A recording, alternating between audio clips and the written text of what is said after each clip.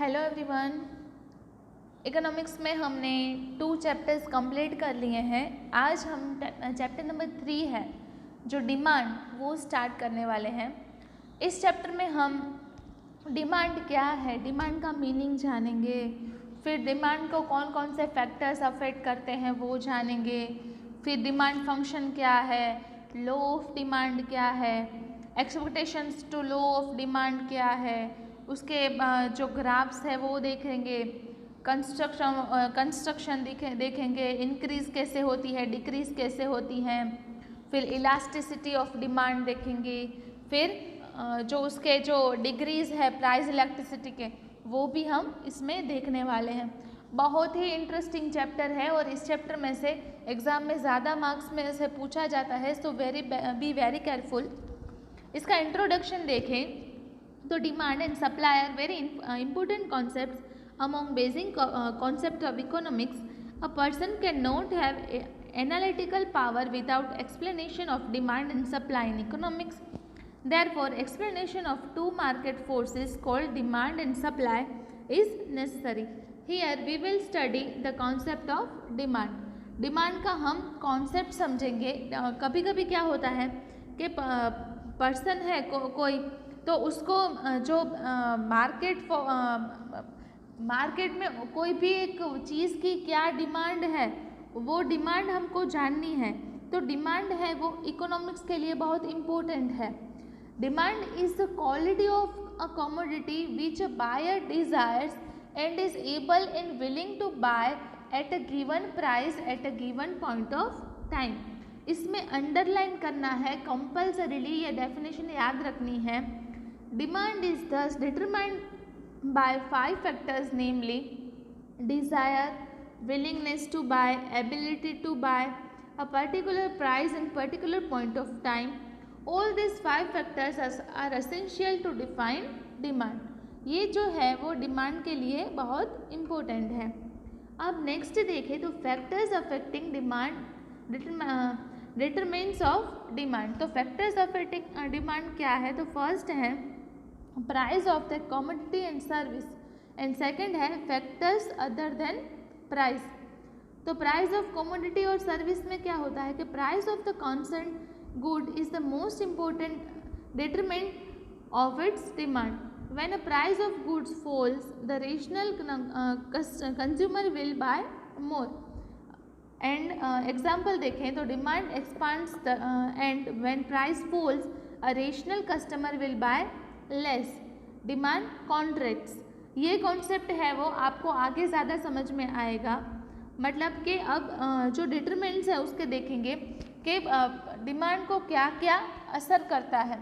तो taste and preference of customers, ये सबसे ज़्यादा इफेक्ट क्यों करता है कि कस्टमर का टेस्ट एंड प्रेफरेंस है वो सबसे ज़्यादा इम्पोर्टेंट चीज़ होती है।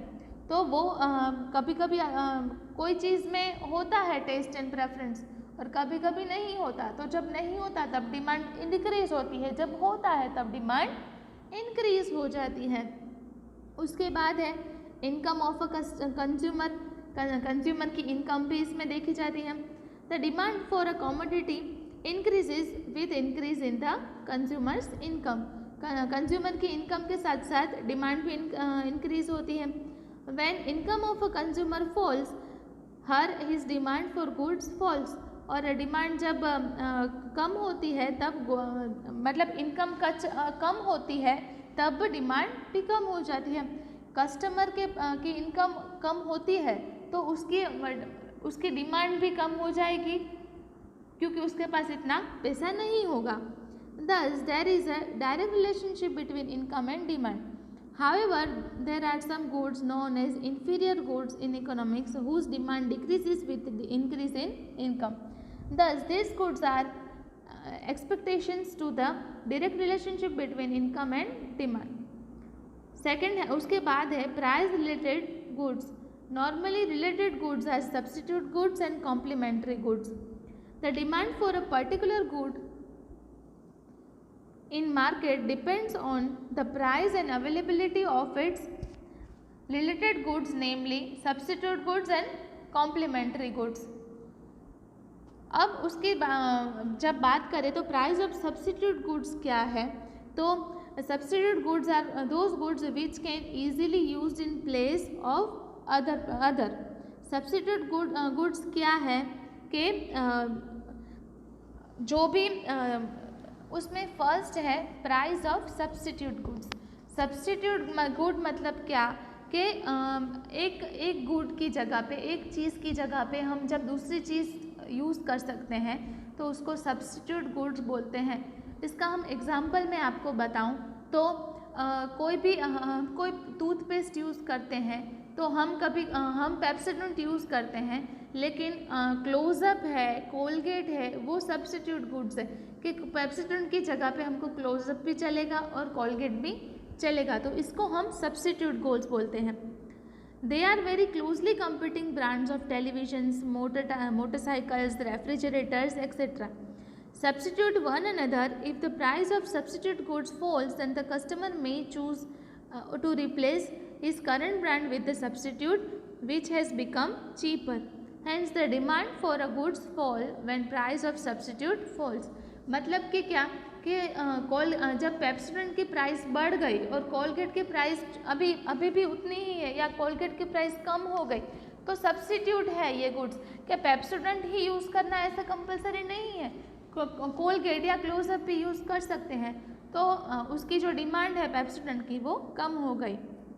उसके बाद है price of complementary goods. Complementary goods are those which are consumed together. One good cannot be consumed with other.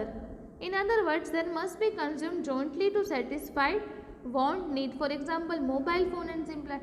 Complementary good मतलब कि दो जो चीज़ है एक दूसरे से कनेक्टेड है, तो मोबाइल फ़ोन और सिम कार्ड वो देखेंगे कनेक्टेड है, कि मोबाइल फ़ोन है और सिम कार्ड नहीं है तो वो काम नहीं करेगा। Air conditioner and electricity. फिर if the price of complementary goods rises, then the demand for original goods falls and vice versa. Since these goods are jointly consumed, price rise. Even one of these goods make joint consumption expensive, and so the customers demand lesser of both and vice versa. अब उसके बाद है expectations about the future price. An individual's expectations about the future price of a goods affects his current demand for that good.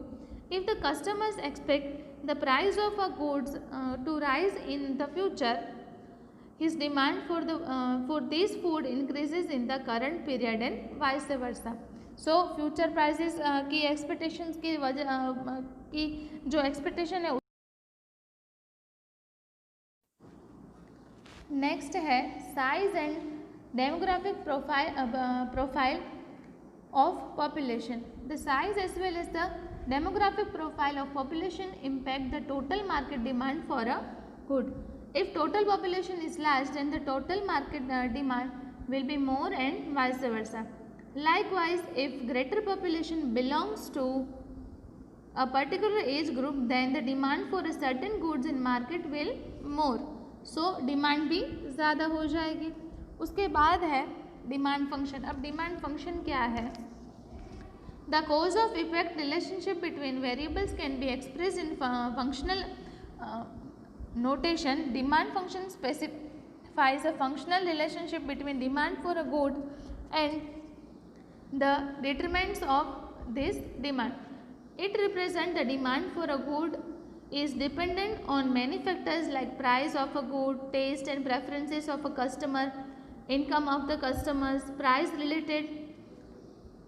related goods, market demand also depend upon size of population. Demand function can be shown as under. Demand function है वो ऐसे show होता है where dx है equals to f। dx मतलब कि demand for commodity x, f है वो फंक्शनल नोटेशन है, px है वो प्राइस ऑफ कमोडिटी है, p मतलब कि प्राइस ऑफ x, py मतलब कि y कमोडिटी की प्राइस, pe मतलब एक्सपेक्टेशंस रिगार्डिंग फ्यूचर प्राइसेस, उसके लिए expectation regarding future prices, t है taste and preference of the customers, उसके बाद है y कंज्यूमर्स इनकम, कंज्यूमर की इनकम, एंड यू है अदर फैक्टर्स।